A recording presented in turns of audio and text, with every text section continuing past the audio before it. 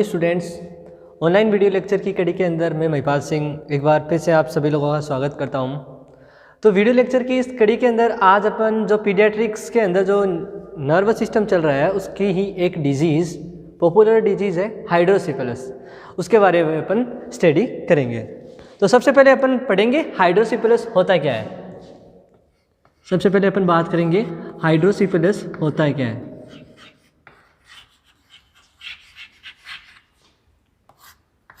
देखो hydro normally word होता है हाइड्रा या हाइड्रो।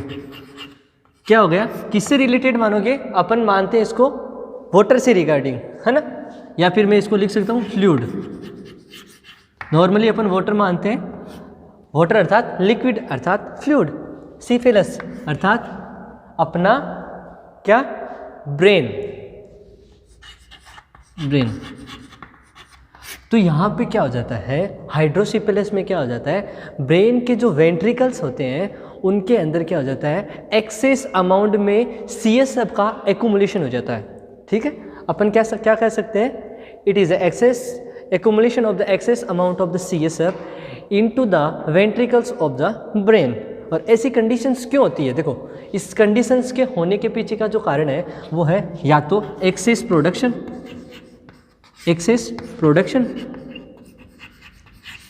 या फिर रिड्यूस एब्जॉर्प्शन।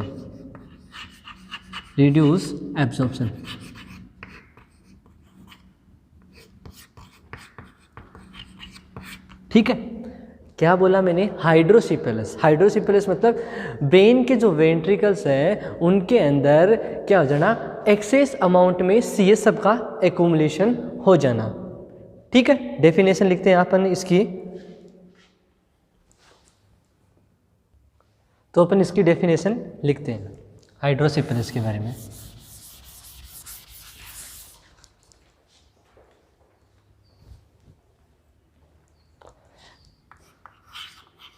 डेफिनेशन क्या है, जो अपन ने बताया वही इसकी डेफिनेशन होने वाली है। क्या होगी?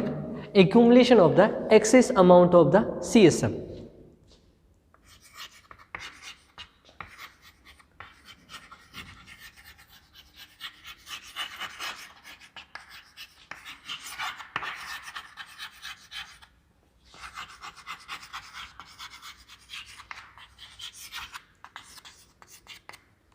अब CSF का एक्यूमुलेशन कहाँ होता है? हाइड्रो मतलब अपन ने माना फ्लूइड, CSF क्या होता है, सेरिब्रो स्पाइनल फ्लूइड। वह फ्लूइड का क्या हो जाता है, एक्सेस अमाउंट में एक्यूमुलेशन हो जाता है। कहाँ होता है? ब्रेन के अंदर, ब्रेन के वेंट्रिकल्स के अंदर। सिफिलिक वर्ड से आया है। सिफिलिक मतलब अपना जो ब्रेन है, जो स्कल है, उसके बारे में बात हो रही है। तो एक्सेस अमाउंट में एक्यूमुलेशन हो रहा है सेरिब्रो स्पाइनल फ्लूइड का। कहाँ पे? With in the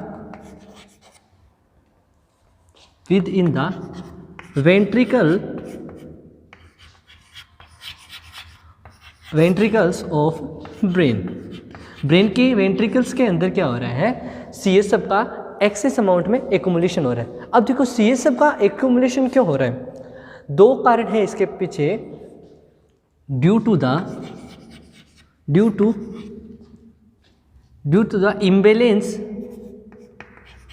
imbalance between CSF production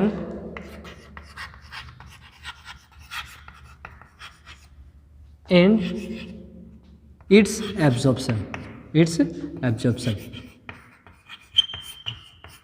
मतलब क्या हुआ बच्चों कि जो CSF का जो या तो प्रोडक्शन एक्सेस अमाउंट में हो रहा है इसलिए वो एक्यूमुलेशन हो रहा है ब्रेन के वेंट्रिकल्स के अंदर CSF, या फिर इसका एब्जॉर्प्शन, जो सब एरेक्नोइड विलाई होती है, सब एरेक्नोइड स्पेस में क्या होता है, CSF का एब्जॉर्प्शन होता है। और सब एरेक्नोइड विलाई क्या कर रही है, CSF का एब्जॉर्प्शन नहीं कर पा रही। उस वजह से क्या हो रहा है, इसका एब्जॉर्प्शन डिक्रीज हो गया। और एब्जॉर्प्शन डिक्रीज हो गया तो ऑटोमेटिकली उसका जो वेंट्रिकल्स के अंदर अमाउंट बढ़ जाएगा। और या फिर कि किसी कारण की वजह से नॉर्मल जो प्रोडक्शन है, जैसे 0.6 ml पर मिनट जो नॉर्मल इसका प्रोडक्शन होता है, तो अपन बोल सकते हैं कि 1 घंटे में 30 ml प्रोडक्शन होता है, और 24 घंटे के अंदर कितना हो जाएगा 720 ml। 720 ml होता है 24 आवर्स में, और इसमें से 500 ml एब्जॉर्ब हो जाता है सब अरेक्नोइड विलाई द्वारा इनटू सब अरेक्नोइड स्पेस। एब्जॉर्ब हो जाता है बाई सब अरेक्नोइड विलाई, सब अरेक्नोइड विलाई, इसके द्वारा into the sub arachnoid space. सब अरेक्नोइड स्पेस में ये एब्जॉर्ब हो जाता है सब अरेक्नोइड विलाई के द्वारा।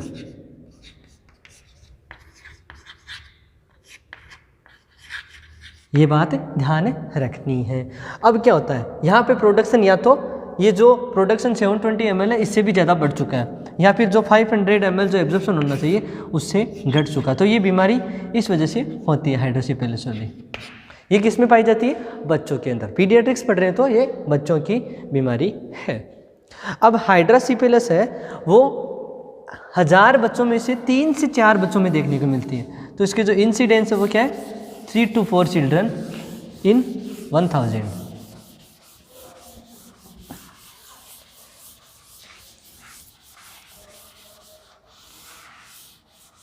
डेफिनेशन देख लिया।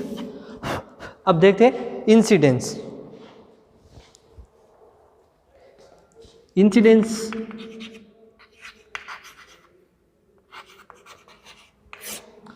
3 to 4 पर लाइव 1000 बर्थ। जो जीवित बच्चे जन्म ले रहे हैं 1000 बच्चों में से 3 से 4 बच्चों में ऐसी घटनाएं देखने को मिलती है, ऐसी बीमारी देखने को मिलती है।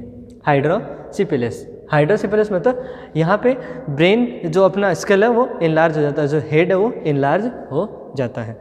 अब इसके अपन टाइप्स के बारे में बात करते हैं।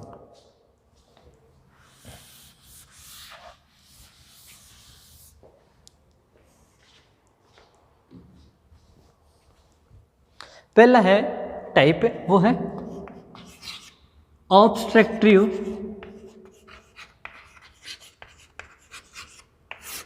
हाइड्रोसिफिलिस।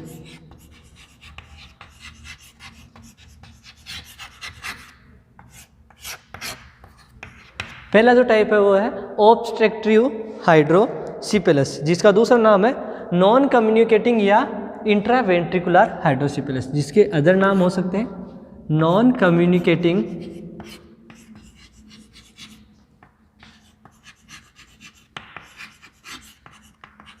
या intraventricular hydrocephalus.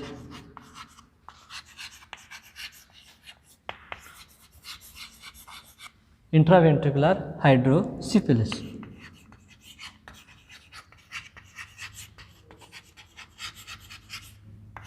Obstructive non communicating या फिर बोल सकते हैं इंट्रावेंट्रिकुलर हाइड्रोसिफिलिस। तो यहाँ पे क्या हो रहा है, जो वेंट्रिकल्स है उनमें क्या हो रहा है, ऑब्स्ट्रक्शन हो रहा है। ठीक है, तो वेंट्रिकल से ये सब अरेक्नोइड स्पेस में नहीं जा पा रहा।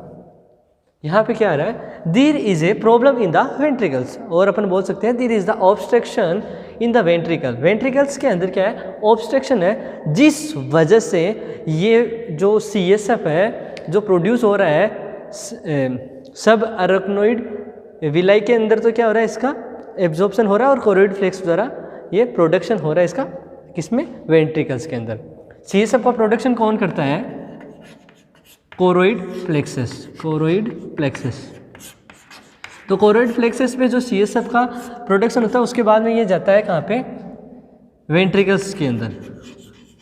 वेंट्रिकल्स के बाद में सब अरेक्नोइड स्पेस में जाता है, अरेक्नोइड स्पेस में जाता है। तो दिक्कत कहाँ हो रही है, दिक्कत ये यहाँ से ये यहाँ तक का जो फ्लो है इसमें प्रॉब्लम आ रही है। इसके बीच में क्या हो रहा है, इस फ्लो के अंदर क्या हो रहा है, ऑब्स्ट्रक्शन आ रहा है। तो ये CSF है वो वेंट्रिकल से सब अरेक्नोइड स्पेस में नहीं जा पा रहा है। तो प्रॉब्लम कहाँ है यहाँ पे, obstruction in the ventricular system. तो CSF फ्लो नहीं कर पा रहा वेंट्रिकल से सब अरेक्नोइड स्पेस के अंदर। और ये अपन लिख सकते हैं it is occurs due to the obstruction in ventricular system,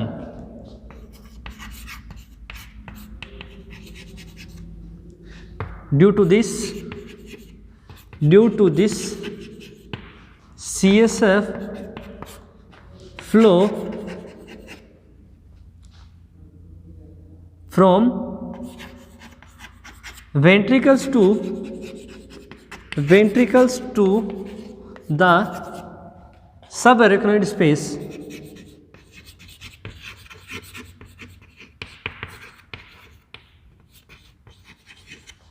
are obstructed। Problem कहाँ हुई कि जो प्रॉब्लम हो रही है CSF फ्लो के बीच में, this is the problem in CSF flow where is the obstruction occurs in the ventricles and CSF now is unable to flow or go into the subarachnoid space where it is absorbed by subarachnoid villi, and when the conditions occurs like this, then CSF will not go into the subarachnoid space and subarachnoid villi cannot absorb।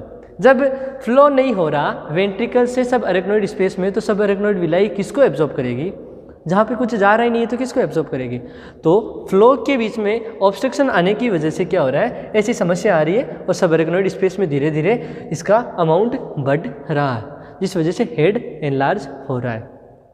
ठीक है, और ये सबसे most common होता है, जो most common type होता है ये किसका, जो हाइड्रोसिफिलिस है उसमें सबसे मोस्ट कॉमन नॉन कम्युनिकेटिंग या इंट्रावेंट्रिकुलर या ऑब्स्ट्रक्टिव हाइड्रोसिफिलिस ही होता है। ये बात आपको ध्यान में रखनी है। अब अपन कोजेज की बात करें, ऑब्स्ट्रक्टिव हाइड्रोसिफिलिस के कोजेज की बात करें,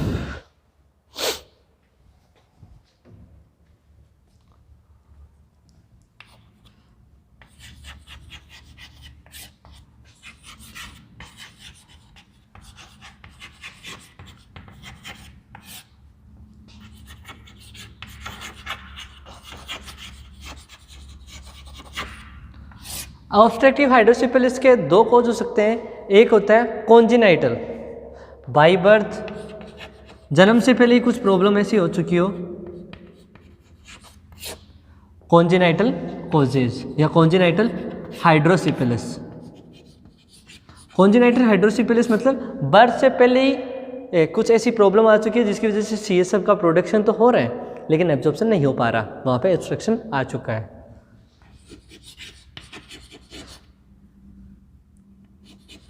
तो इसके अंदर जो कॉन्जेनाइटल कोजेज या कॉन्जेनाइटल हाइड्रोसिफिलिस है उसका जो कोजेज होता है वो होता है पहला, जैसे इंट्राक्रेनियल ब्लीडिंग, इंट्राक्रेनियल ब्लीडिंग। तो इंट्राक्रेनियल मतलब कि क्रेनियम के अंदर ब्लीडिंग हो रही है, जो कि ब्लड है आगे जाके वेंट्रिकल्स के अंदर पहुंच चुका है और वहाँ पे पहुँच के प्रेशर को बढ़ा रहा है। CSF का जो प्रेशर होता है नॉर्मल प्रेशर उसको बढ़ा रहा है। नॉर्मल 5 से 15 या फिर 8 से 15 भी पढ़ते हो mm ऑफ Hg। और जो आई के अंदर जो प्रेशर होता है वो होता है 10 से 22 mm ऑफ Hg, आई के अंदर जो प्रेशर होता है। तो इसको 5 से 15 भी देखते हो, कहीं 8 से 15 भी आपको देखने को मिलता है। तो इंट्राक्रेनियल ब्लीडिंग की वजह से ऐसा हो सकता है, किसी भी प्रकार के टोर्स इन्फेक्शन की वजह से ऐसा हो सकता है, या फिर जो फोरामेन ऑफ मुनरो या सेरिब्रल एक्विडक्ट है उसकी स्टेनोसिस अर्थात नेरोविंग की वजह से ऐसा हो सकता है। तो अपन बोल सकते हैं पहला कॉज हो गया इंट्राक्रेनियल ब्लीडिंग, दूसरा हो सकता है स्टेनोसिस ऑफ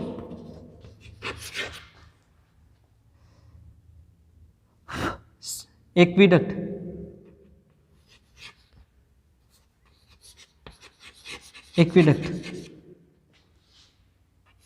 कौन सी एक्विडक्ट है? Cerebral aqueduct.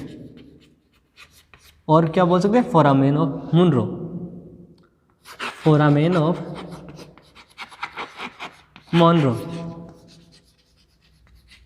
Foramen of Monro या सेरिब्रल एक्विडक्ट के अंदर क्या हो रहा है? स्टेनोसिस हो रहा है अर्थात नेरोविंग हो रही है। तो पासेज वे वो छोटा हो गया जिस वजह से वो सीएसएफ आगे की तरफ इजीली ड्रेन नहीं हो पा रहा, वहाँ पे धीरे धीरे वो अमाउंट बढ़ रही है और प्रेशर वेंट्रिकल्स के अंदर बढ़ रहा है। इसके अलावा टॉर्च इन्फेक्शन हो सकता है।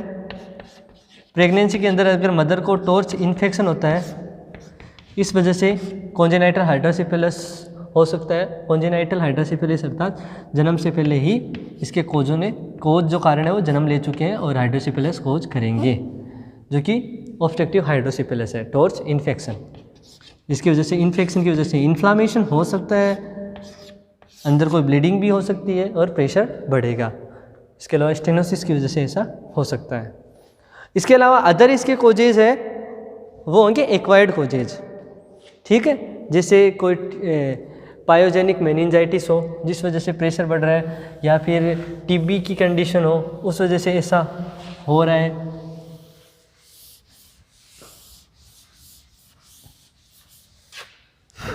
इसमें ऑब्स्ट्रक्टिव हाइड्रोसिफिलिस में अपन ने एक तो कोजेज में पढ़ा जैसे कॉन्जेनाइटल हाइड्रोसिफिलिस, या फिर अपन उसको बोल सकते हैं कि जन्म से ही ये हाइड्रोसिफिलिस हो रहा है। अपन ने ऑब्स्ट्रक्टिव हाइड्रोसिफिलिस पढ़ा अभी तक। ऑब्स्ट्रक्टिव में अपन ने कोज पढ़े। कोज में अपन ने पढ़ा कि कॉन्जेनाइटल हाइड्रोसिफिलिस, ऑब्स्ट्रक्टिव के अंदर ही इसको डिवाइड कर दिया अपन ने कि कॉन्जेनाइटल हाइड्रोसिफिलिस की कोज के आधार पर किस वजह से ये होता है उस आधार पे अपन ने इसको और डिवाइड कर दिया। बाकी ये सब कोज ऑब्स्ट्रक्टिव के ही है, ऑब्स्ट्रक्टिव हाइड्रोसिफिलिस के ही ये कोज सारे जो मैं बता रहा हूँ। इसको अपन ने सब डिवाइड करके कोज को भी उस हिसाब से लिख दिया। जैसे कॉन्जेनाइटल हाइड्रोसिफिलिस लिखा, कॉन्जेनाइटल हाइड्रोसिफिलिस मतलब जन्म के पहले ही ऐसी कोज है, कुछ कारण है जिस वजह से हाइड्रोसिफिलिस होना निश्चित है, ठीक है। तो वो कोज इसके अंदर लिख दिया। दोनों ही वो कोज भी किसके? इसी के ऑब्स्ट्रक्टिव के अंदर ही आएंगे। जब आपको ये ऑप्शन दिए जाएंगे कि ब्लीडिंग हो रही है इंट्राक्रेनियल, या टॉर्च इन्फेक्शन है, या फिर आपको बोल दिया जाए स्टेनोसिस है फोरामेन ऑफ मोनरो का, तो किसकी वजह से क्या होता है? तो ऑब्स्ट्रक्टिव हाइड्रोसिफिलिस होता है। और ज़्यादा डीप में जाए तो आप बोल सकते हो कॉन्जेनाइटल हाइड्रोसिफिलिस होता है। दूसरा अपन इसके अंदर कोज पढ़ेंगे वो एक्वायर्ड कोजेज होंगे, और एक्वायर्ड कोजेज के आधार पर उसको एक और नाम दे दिया अपन ने, एक्वायर्ड हाइड्रोसिफिलिस, एक्वायर्ड हाइड्रोसिफिलिस कोजेज के अंदर ही है।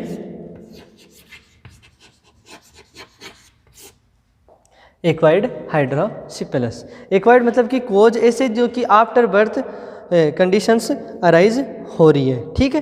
तो इस वजह से क्या हो सकता है? ऐसी कंडीशन हो सकती है।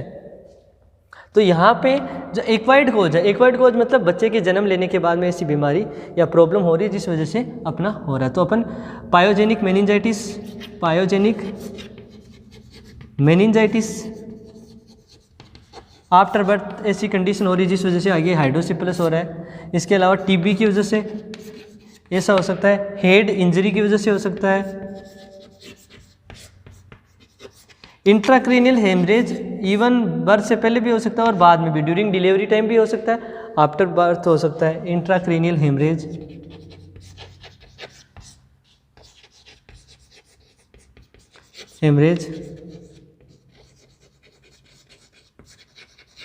तो ऐसी चीज़ें अपन को ध्यान में रखनी है कि एक्वायर्ड कोजेज क्या क्या हो सकते हैं। या फिर कोई ट्यूमर, सिक्रेटिंग ट्यूमर हो जो कुछ ना कुछ सिक्रेट कर रही हो, जिसकी वजह से धीरे धीरे अंदर की तरफ वेंट्रिकल्स में वो सिक्रेशन जा रहा है और प्रेशर बढ़ा रहा है, तो ट्यूमर की वजह से हो सकता है। हेड के अंदर ब्रेन ट्यूमर की वजह से, ब्रेन ट्यूमर भी इसका कॉज हो सकती है। तो अपन ने पढ़ा पहले ऑब्स्ट्रक्टिव या नॉन कम्युनिकेटिव या इंट्रा वेंट्रिकुलर हाइड्रोसिफिलस। यहाँ पे क्या हो रहा है, ऑब्स्ट्रक्शन हो रहा है किसमें, फोरामेन ऑफ मोनरो वगैरह में या फिर वेंट्रिकल्स के अंदर सीएसएफ के फ्लो के बीच में ऑब्स्ट्रक्शन हो रहा है। इस वजह से जो सीएसएफ है वो आगे सब अरेक्नोइड स्पेस में नहीं जा पा रहा, इसलिए सब अरेक्नोइड विलाई किस चीज़ को एब्जॉर्ब करेगी। इसके पीछे जो कोज पढ़े, दो प्रकार के कोज पढ़े, एक एक्वायर्ड कोज, एक कॉन्जेनाइटल कोज। एक्वायर्ड कोज के आधार पर उसको नाम दे दिया अपन ने एक्वायर्ड मेनिंजाइट हाइड्रोसिफिलस, और कॉन्जेनाइटल के आधार पर कॉन्जेनाइटल हाइड्रोसिफिलस, जबकि वो किसके अंदर होंगे, वो अंदर होंगे ऑब्स्ट्रक्टिव हाइड्रोसिफिलस के अंदर ही। अब अपन पढ़ेंगे कम्युनिकेटिंग हाइड्रोसिफिलस या नॉन ऑब्स्ट्रक्टिव हाइड्रोसिफिलस या एक्स्ट्रा वेंट्रिकुलर हाइड्रोसिफिलस।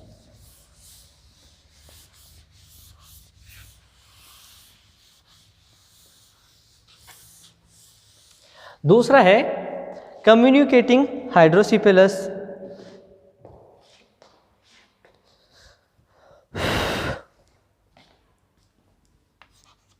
दूसरा कम्युनिकेटिंग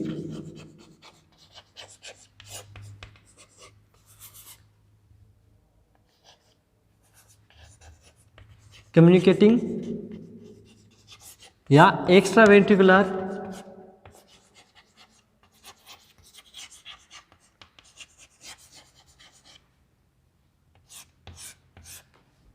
और non obstructive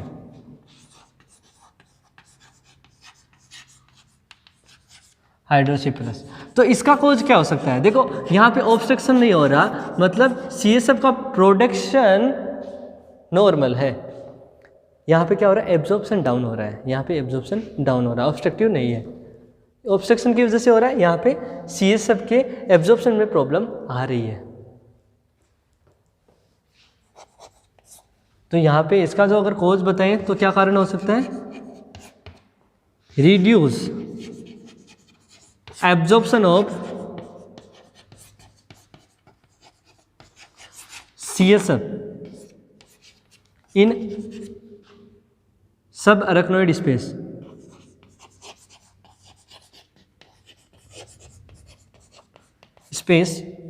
by subarachnoid villi, by subarachnoid villi।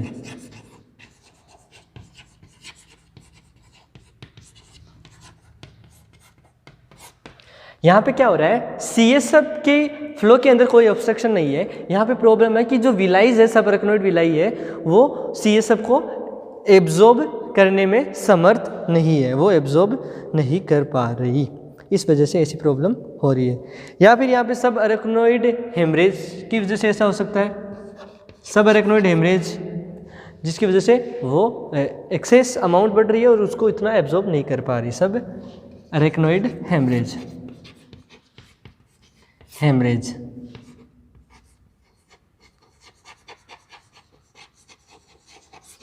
ठीक है, ये इसके मेन खोज होते हैं। कहीं कहीं मेनिंजाइटिस भी इसका खोज हो सकता है। अब इसके अंदर कोज के बाद में अपन पढ़ेंगे साइन। तो फर्स्ट साइन होता है इसका बल्जिंग फोंटानल, बल्जिंग ऑफ फोंटानल। इसके जो साइन सिम्टम्स होंगे हाइड्रोसिफिलस के, जो फर्स्ट साइन होता है वो होता है बल्जिंग फोंटानल। साइन सिम्टम्स इसके कैसे काफ़ी इंपॉर्टेंट है।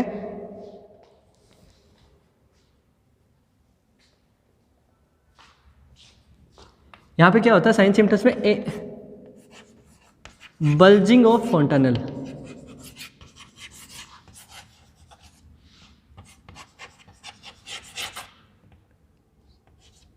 यहाँ पे क्या है, नॉन पल्सेटिंग। वहाँ पे फोंटेनल्स है, वहाँ पे बल्जिंग हो जाता है, नॉन पल्सेटिंग, नॉन पल्सेटिंग। ऐसा किस वजह से होता है, क्योंकि फोंटानल्स बिकम टेंस। जो एंटीरियर फोंटानल है वो क्या हो जाता है, टेंस हो जाते हैं। एंटीरियर फोंटेनल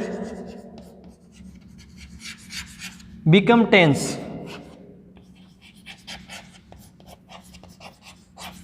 एंटीरियर फोंटानल टेंस हो जाते हैं, इस वजह से फोंटानल की बल्जिंग हो जाती है। ठीक है, और हाइड्रोसिफिलस में ऐसा देखा जाता है जबकि जो डिहाइड्रेशन होता है वहाँ पे फोंटानल डिप्रेस हो जाते हैं, जबकि यहाँ पे फोंटानल्स ऊपर से उभर जाते हैं। तो बल्जिंग फोंटानल हो जाते हैं क्योंकि एंटीरियर फोंटानल टेंस हो जाता है, इस वजह से टेंस हो जाता है, जिस वजह से यहाँ पे फोंटानल की बल्जिंग हो जाती है, जो कि इसका फर्स्ट साइन होता है, फर्स्ट साइन, क्लासिकल साइन इसका। इसके अलावा पोर्ट साइन होता है यहाँ पे, पोर्ट साइन या मेकएवर साइन, मेकएवर साइन कि जब अपन क्या करते हैं अपना जो क्रेनियम है उसको ऐसे मतलब जैसे इसमें से इसको बजाते हैं तो ऐसी आवाज़ आती है जैसे कि एक क्रैक्ड पोर्ट है, एक टूटा हुआ घड़ा होता है, फूटा हुआ घड़ा होता है जिसमें क्रैक पड़ चुका होता है, उसको जैसे बजाते हैं वैसी आवाज़ हेड से आती है। जब हेड को अपन हल्की से टेप करते हैं तो जैसे फूटे हुए घड़े जैसी आवाज़ आती है, तो इसको मेकएवर साइन या पोर्ट साइन अपन बोलते हैं। ठीक है, यहाँ पे हेड सर्कमफ्रेंस भी क्या हो जाता है, बढ़ जाता है।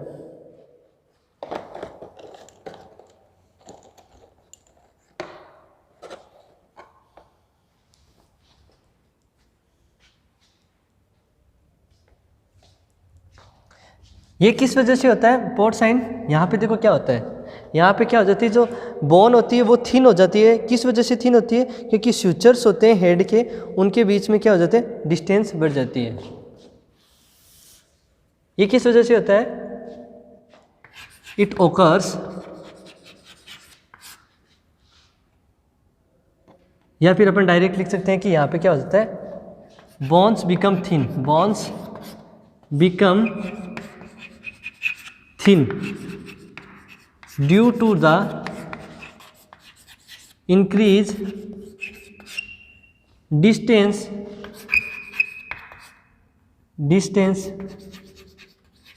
Between suture of head. Head के जो सूचर होते हैं, कोरोनल, फ्रंटल सूचर, इनके बीच में क्या होता है, डिस्टेंस बढ़ जाती है।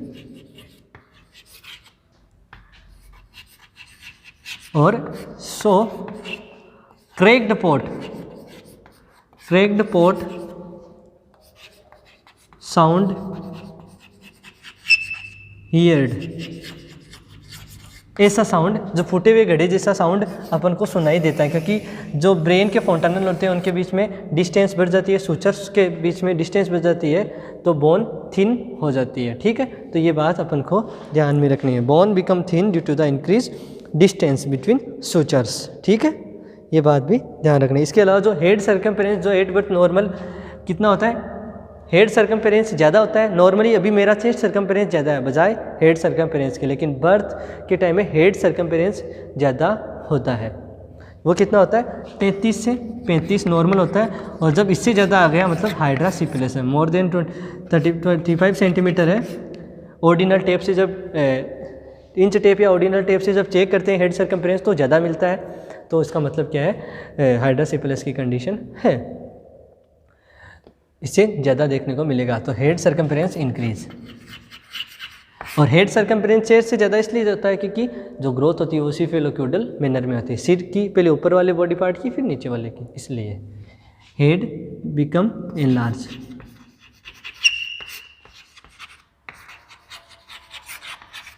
ठीक है, इसके अलावा अगर अपन बात करेंगे जाएंगे तो जो प्रेशर बढ़ेगा इस वजह से काफ़ी ज़्यादा प्रॉब्लम देखने को मिलेगी।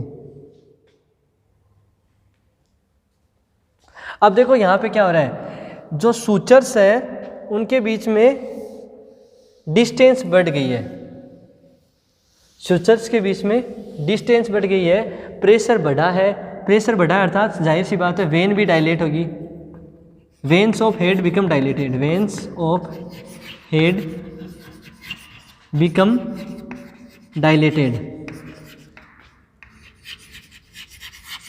प्रेशर ज़्यादा बढ़ेगा तो बच्चा हाई पिच क्राइज काफ़ी ज़ोर से रोएगा, और ऐसी प्रॉब्लम लंबे समय तक चली तो मेंटल एंड फिजिकल प्रॉब्लम हो सकती है, मेंटल एंड फिजिकल रिटार्डेशन भी हो सकता है, मेंटल एंड फिजिकल रिटार्डेशन भी हो सकता है अगर कंडीशन लंबे समय तक चली तो। ये भी देखने को मिल सकता है। इसके अलावा सूचर वाइडली सेपरेट हो जाएंगे, ठीक है, सूचर्स क्या हो जाएंगे, वाइडली सेपरेट।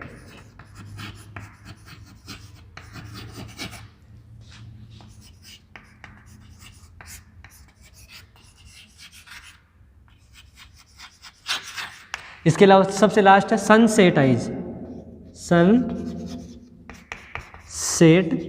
आइज, ये आइरिस के ऊपर आपको स्क्लेरा देखने को मिलेगा, ठीक है। तो ये चीज़ें आपको ध्यान में रखनी है। उसके बाद में अपन देखेंगे इसके मैनेजमेंट के बारे में।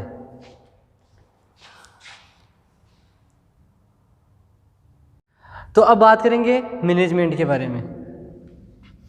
तो जो हाइड्रोसिफिलिस का जो मैनेजमेंट है वो क्या होगा, यहाँ पे दिक्कत कहाँ आ रही है, यहाँ पे दिक्कत आ रही है सीएसएफ का प्रोडक्शन के अंदर, सीएसएफ के प्रोडक्शन के अंदर।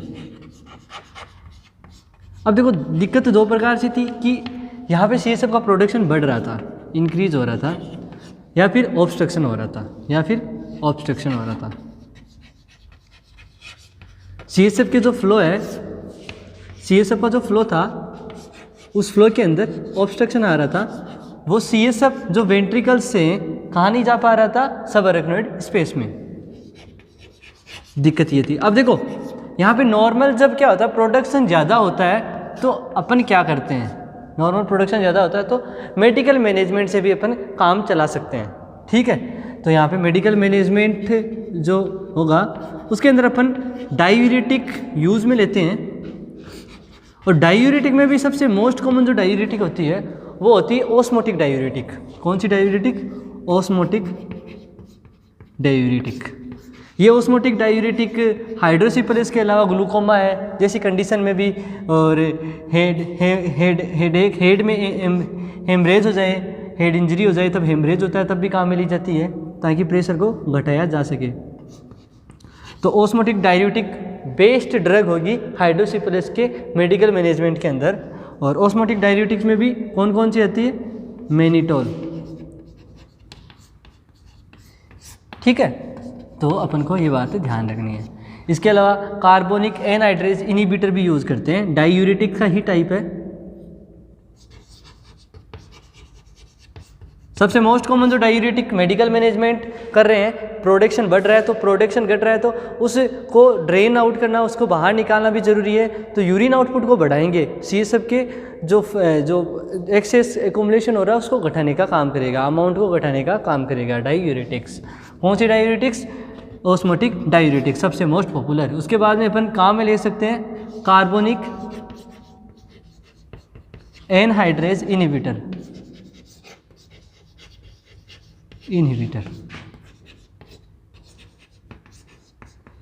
कार्बोनिक एनहाइड्रेज इनहिबिटर में जो डायूरेटिक्स आएगी वो आएगी acetazolamide.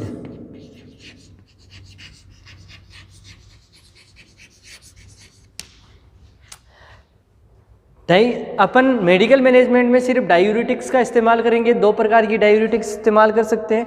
Most popular, most commonly used जो डायूरेटिक आएगी वो ओस्मोटिक डायूरेटिक आएगी। ओस्मोटिक डायूरेटिक में भी कौन सी, मैनिटोल 0.5%, ठीक है। इसके अलावा अपन कार्बोनिक एनहाइड्रेज इनहिबिटर भी यूज ले सकते हैं, है ना, और उसमें आएगी एसिटाजोलामाइड। उसके बाद में मैनेजमेंट आता है वो आता है सर्जिकल मैनेजमेंट। सर्जिकल मैनेजमेंट में अपन क्या करेंगे, संट का यूज करेंगे, और यहाँ पे 4 प्रकार के संट होंगे। यहाँ पे क्या होंगे, 4 प्रकार के संट होंगे surgical management.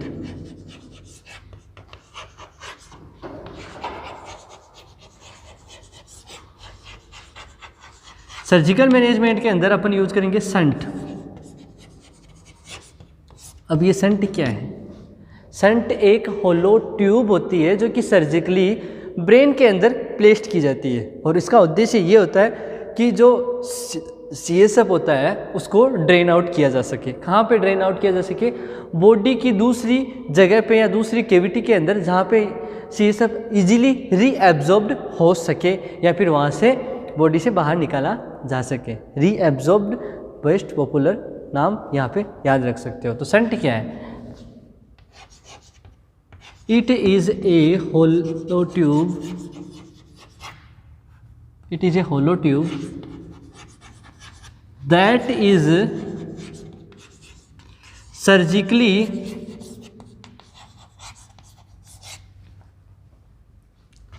Placed in the brain, और कभी कभी इसको स्पाइन में भी क्या प्लेस किया जाता है, तो अपन लिख सकते हैं ओकेजनली इन स्पाइन।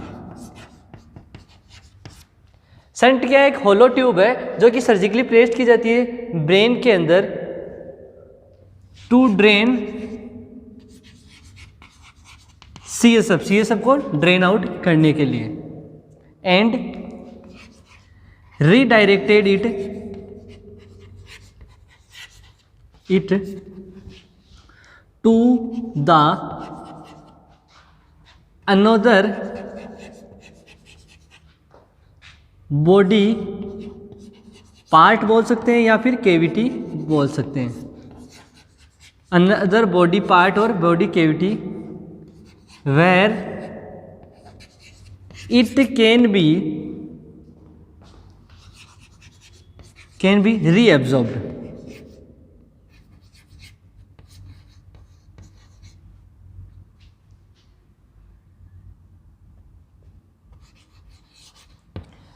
संट क्या एक होलो ट्यूब होती है जिसको ब्रेन के अंदर प्लेस्ड किया जाता है सर्जिकली, ठीक है, सर्जिकल प्रोसीजर के थ्रू। काम क्या है? सीएसएफ को ड्रेन आउट करना। कहाँ ड्रेन आउट करना? बॉडी की दूसरी प्लेस में या पार्ट में या केविटी के अंदर, जहाँ से इसको रीअब्जॉर्प्शन किया जा सके, ठीक है। तो ये होता है संट। और संट मोस्टली क्या होते हैं? 4 प्रकार के यहाँ पे आपको देखने को मिलते हैं।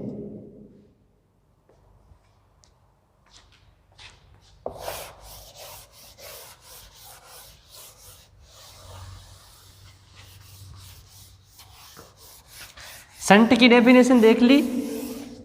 उद्देश्य क्या है यहाँ पे संट का? यहाँ पे उद्देश्य है remove excess CSF from ventricle of brain. इसका उद्देश्य क्या है? पर्पज क्या है संट का? सर्जिकल मैनेजमेंट पढ़ रहे थे संट। संट का पर्पज क्या है?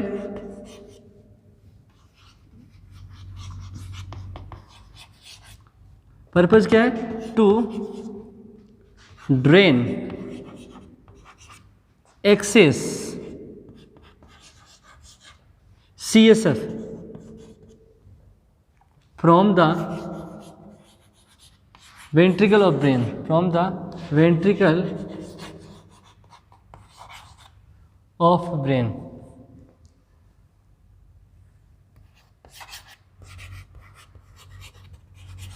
तो पर्पज क्या है? To drain excess CSF from the ventricle of brain. जो ब्रेन के जो लेटरल वेंट्रिकल है वहाँ पे जो एक्सेस अमाउंट में CSF का कलेक्शन हो चुका है उसको वहाँ से ड्रेन आउट करना, ताकि जो हेडेक हो रहा है बच्चे के अंदर, अदर जो सिम्टम्स हो रहे हैं, जो वाइडली सेपरेटेड सुचर और बल्गिंग ऑफ फॉन्टानल्स, सनसाइन आइज, इनको भी मिनिमाइज किया जा सके और कोई मेंटल और फिजिकल रिटार्डेशन ना हो, है ना। तो इसका मैनेजमेंट जो सर्जिकली है, अगर ऑब्स्ट्रक्शन होता है, ऑब्स्ट्रक्टिव अगर हाइड्रोसिफिलस है तो अपन को क्या करना है? ये ट्रीटमेंट करना है। संट, अब संट के टाइप्स के बारे में पढ़ेंगे।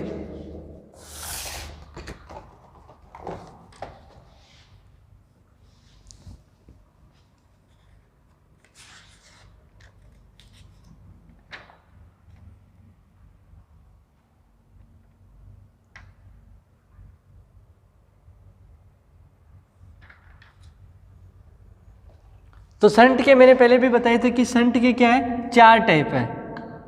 संट की क्या है? 4 टाइप है, 4 टाइप है। जो मोस्ट कॉमनली और मोस्ट पॉपुलर जो संट है वो कौन सा है? वो है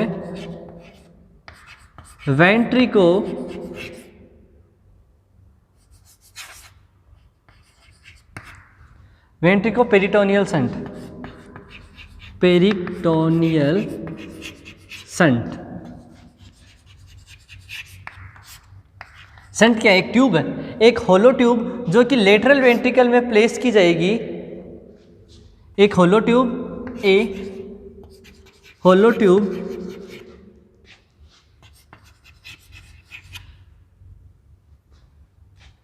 that placed on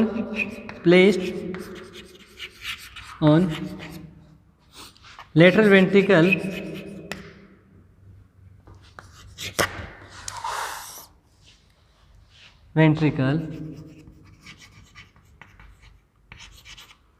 to drain CSF from ventricle, मतलब lateral ventricle to the peritoneal cavity, peritoneal cavity।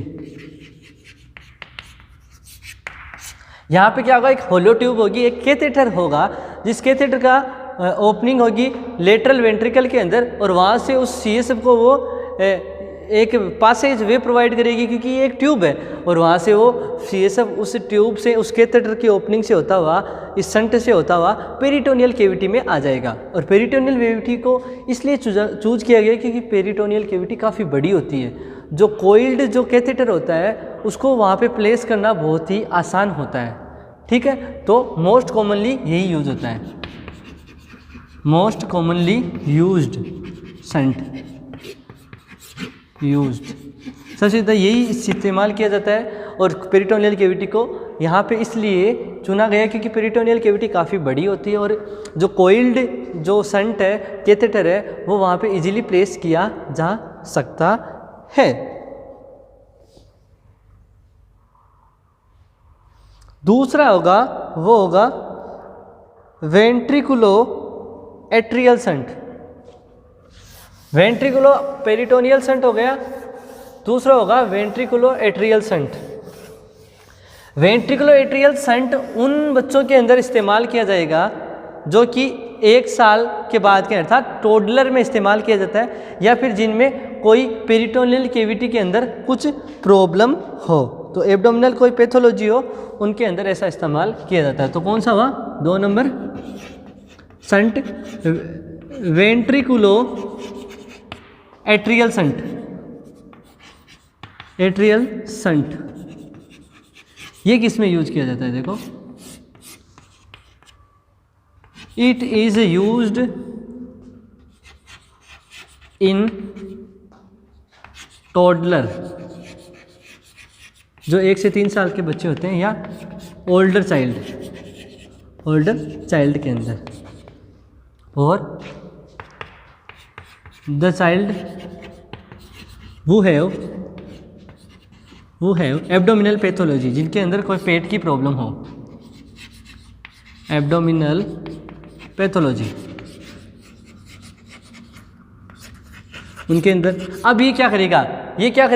It drain the CSF from lateral ventricle to the atrium, right atrium में ये चला जाएगा, राइट एट्रियम से वेंट्रिकल, और फिर वापस systemic circulation में आ जाएगा। ठीक है, तो ये क्या करेगा? इट ड्रेन द CSF को ड्रेन करेगा, डालेगा कहाँ से? फ्रॉम द लेटरल वेंट्रिकल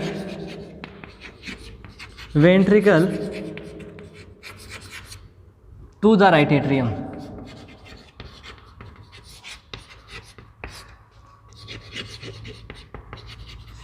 तीसरा जो टाइप होगा, वेंट्रिकुलो एट्रियल हो गया, वेंट्रिकुलो पेरिटोनियल हो गया, अब हो जाएगा वेंट्रिकुलो यूरेट्रिक। ठीक है, तो इसमें क्या करेंगे? यूरेटर के अंदर ये CSF को ड्रेन कर देगा, वेंट्रिकुलो यूरेटेरिक। तो इसके अंदर डेफिनेशन अपन नहीं लिखेंगे अब,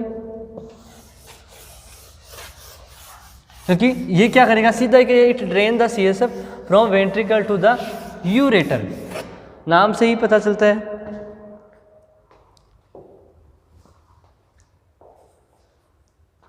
तीसरा है वेंट्रिकुलो यूरेटेरिक, यूटेरिक बोल सकते हैं या यूरेटेरिक बोल सकते हैं। यूरेटेरिक सही है क्योंकि यूरेटर शंट। तो ये क्या करेगा? इट ड्रेन द CSF को ये ड्रेन कर देगा, डाल देगा फ्रॉम लेटरल वेंट्रिकल टू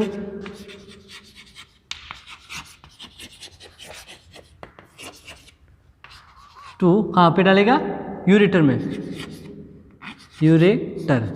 और चौथा जो टाइप है वो है वेंट्रिकुलो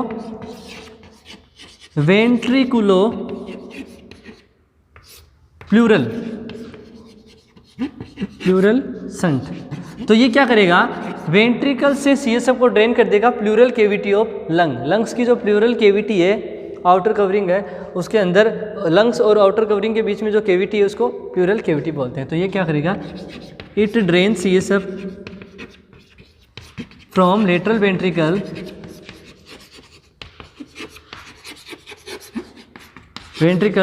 टू द प्लूरल केविटी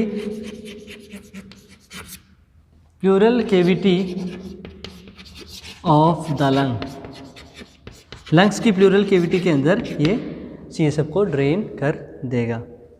तो ये चीज़ें जो महत्वपूर्ण थी अपने लिए वो देखा। अब सबसे इम्पोर्टेंट चीज़ होती है मोस्ट कॉमनली जो अपन को नर्स को याद रखना होता है वो पोस्ट ऑपरेटिव केयर। तो पोस्ट ऑपरेटिव केयर के अंदर अपन को क्या क्या चीज़ें ध्यान रखनी है, देखो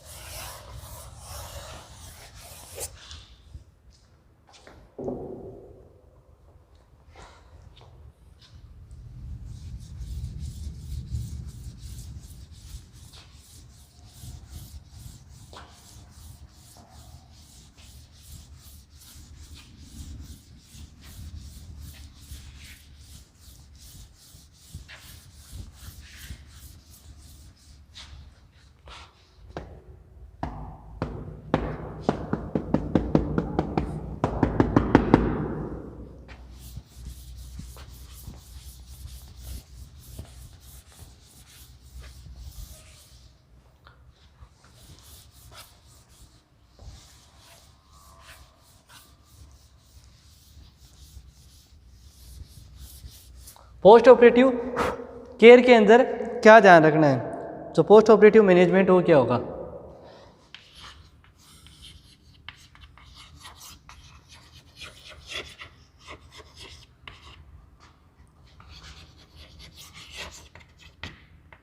पोस्ट ऑपरेटिव मैनेजमेंट इसका क्या होगा, ऑपरेशन के बाद में क्या मैनेजमेंट रखना है, संट अप्लाई करने के बाद, सर्जिकली संट रिप्लेस्ड करने के बाद क्या करना है। सबसे पहले चीज़ है कि उसको जो बच्चा है या जो पेशेंट है उसको जो पोजीशन देनी है वो अनऑपरेटेड साइड से देनी है ताकि जो संट है उस पर प्रेशर ना पड़े। पहली बात सबसे महत्वपूर्ण चीज़ कि जो बच्चा है, जो इन्फेंट है, उसको जो प्रेशर से बचाने के लिए, संट के वाल पे जो प्रेशर पड़ता है उससे बचाने के लिए अनऑपरेटेड साइड से पोजीशन देनी है। तो अपन लिख सकते हैं keep the infant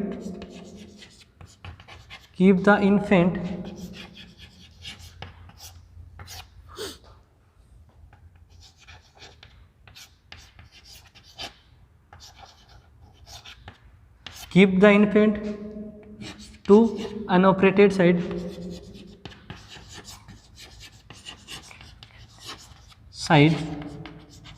to avoid the pressure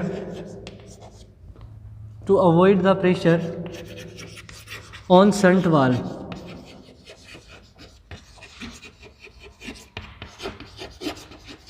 shunt के जो वाल है उसके प्रेशर ना पड़े, इससे बचाने के लिए अपन उसको जो पोजीशन देंगे वो अनऑपरेटेड साइड से, ना कि ऑपरेटेड साइड से। जिस साइड से ऑपरेशन हुआ है उस साइड में वो पोजीशन नहीं देनी। इसके अलावा एक बात ध्यान रखनी है कि कहीं अचानक दूसरी बात ध्यान रखनी है कि रेगुलर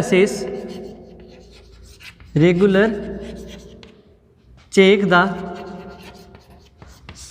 ICP, इंट्राक्रेनियल प्रेशर को रेगुलर चेक करता रहना चाहिए। 10 से 8 से 15 mm ऑफ HG जो नॉर्मल होता है, ये ध्यान रखना है। अगर अचानक से जो ICP डाउन होता है तो अपन को बच्चे को फ्लैट पोजीशन दे देनी है। ठीक है। अचानक से अगर आईसीपी डाउन होता है, कम होता है, डिक्रीज होता है, तो if sudden fall in the ICP intracranial pressure में अगर सडन गिरावट आती है अचानक से, तो क्या करना है, then place the infant in flat position, flat position उसको दे देनी है। अगर सी सब प्रेशर बढ़ता हुआ दिखाई दे देना है तो हेड को हल्का सा एलिवेट कर देना है। If raised in the ICP place then elevate 15 to 30 degree semi Fowler से लो फाउलर,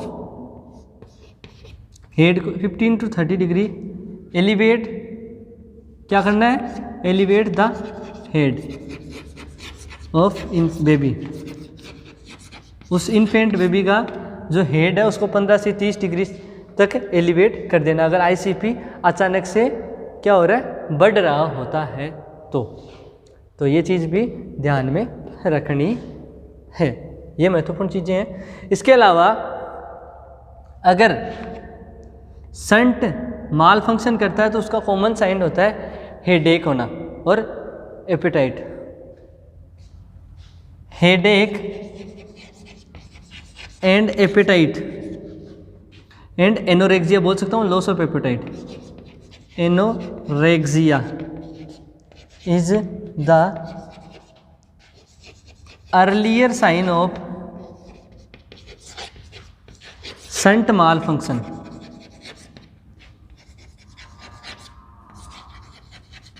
संट अगर काम नहीं कर रहा तो बच्चे के अंदर हेडेक होगा। कौन से बच्चे में, टोडलर के अंदर, 1 to 3 ईयर्स के जो बच्चे हैं उसमें अंदर, टोडलर के अंदर